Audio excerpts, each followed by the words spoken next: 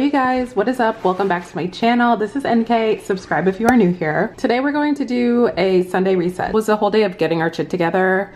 I signed up for the gym today. I did groceries. That's all in another vlog. This one is specifically getting my space all clean. For me, Sundays is really when I take time to get my house in order, quite literally, doing all the house related things that set me up for the next week. Right now we are in my living room and it is kind of madness. There's a lot of clothes everywhere. There's tripods everywhere. Here is my entryway and dining area. Clothes upon clothes. This is a return I'm gonna go do. Things are everywhere. This is definitely not how I operate. Everything is usually very clean and very orderly, but I did have a content day for the past 2 days, so it's been a little bit of chaos. So that is why I'm taking time today to pick up the vlog camera and go through a very thorough clean of the apartment. When my space is clean, I'm truly so much happier. I don't know if anyone else is like this, but I am so much happier when my space is clean. I feel like I can function a lot more effectively and I'm just more optimistic. Let us start cleaning.